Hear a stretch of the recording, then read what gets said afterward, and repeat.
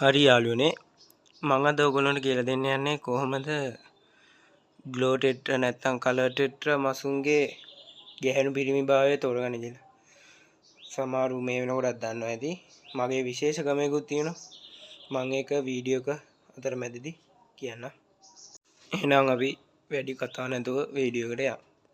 මෙතන වර්ණ කීපයක ග්ලෝ ටෙට්‍රා මසුන් ගැහැණු පිරිමි මසුන් දෙගොල්ලම ඉන්නවා. ඕගොල්ලන්ට පුළුවන් නම් කලින්ම බලන්න.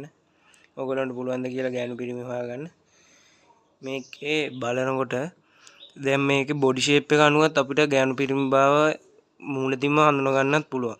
දැන් ඔබට පේනවා ඇති මේ මෙතන ඉන්න කහ පාටයි කොළ පාටයි මැසුන් දෙදෙනා දිගටි හීන් ස්වරූපයක් ගන්නෙ.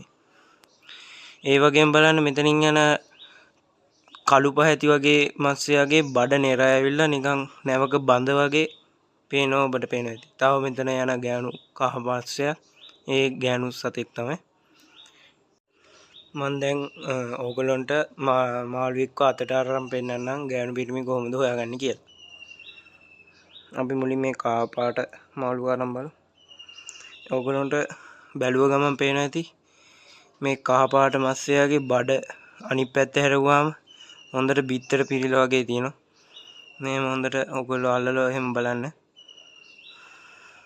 ඒ තමයි ගැහැණු සත්තුන්ගේ හොඳට පරිණත වෙච්ච සත්තුන්ගේ තමයි එහෙම බලා ගන්න. අපි විශේෂයෙන්ම මතක තියාගන්න ඕන කරුණක් තමයි මේ මසුන් අපි බ්‍රීඩින් එකකට ගන්නවා නම් මාස 4 වගේ පැනපු හොඳ සත්තු වෙන්න ඕන.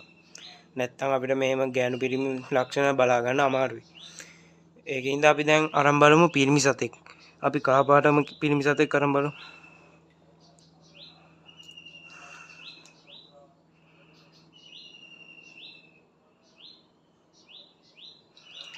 බලන්න ඒ සතා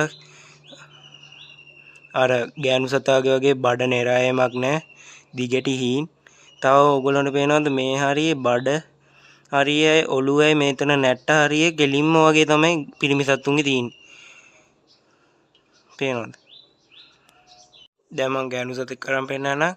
ඒගොල්ලේ මේ ඔළුවේ ඉඳලා බඩ හරියට මේ උදරය හරිය රවුම් ස්වභාවයක් තමයි තියෙන්නේ. රවුම් ස්වභාවයක් තමයි. පිරිමි සතාගේ මේව කෙලින් වගේ තියෙන්නේ. මේගොල්ලේ බඩ වෙනකන් රවුම් ස්වභාවයක් තමයි තියෙන්නේ. ඒකෙනුත් අපිට ගැහැණු පිරිමි හොයාගන්න පුළුවන්. පරිණත වෙන්නත් කලින් පුළුවන් එහෙම හොයාගන්නත්. මම වීඩියෝ එක මුලදී කිව්වා නේද ඔයගොල්ලන්ට මගේ ක්‍රමයක් තියෙනවා කියලා. සමහරු මේක දන්නවත් වෙන්න පුළුවන්. ඒ වුණාට මම පිරිමි සත්තුන්ට තමයි මේක හොයාගන්න පුළුවන් මේ ක්‍රමෙන්. මම දැන් පිරිමි සතෙක් අරන් පෙන්නන්න ඒ ක්‍රමය මොකක්ද කියලා. මම දැන් ග්ලෝ ටෙට්‍රා පිරිමි සතෙක් කරන් දෙන්නේ. මම අර කියව විශේෂ ක්‍රමය මම ඔයගොල්ලන්ට කරලා පෙන්නන්න. මේ මම අරන් දින්නේ නම් ඩාර්ක් යෙලෝ කියන පිරිමි සතෙක්.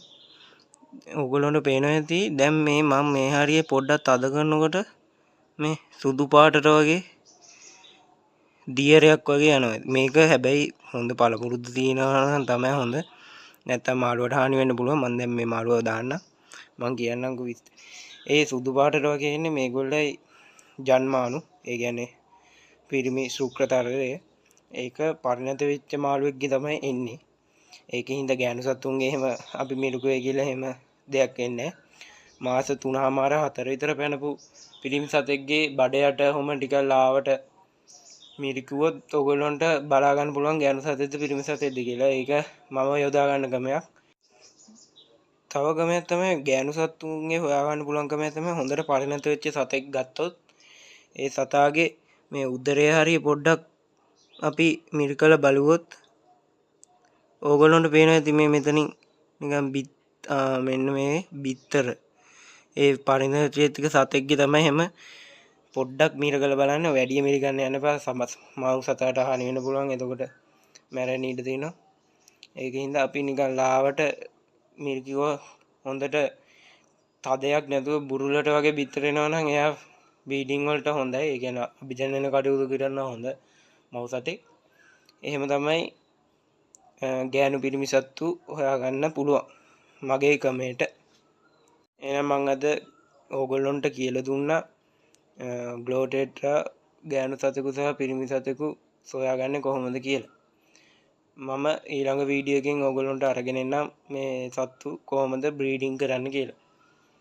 එහෙනම් ඊළඟ වීඩියෝ එකෙන් හමු වෙන බලාපොරොත්තු වෙමි. අදට ගිහිල්ලා එන්නම්. ආයුබෝවන්.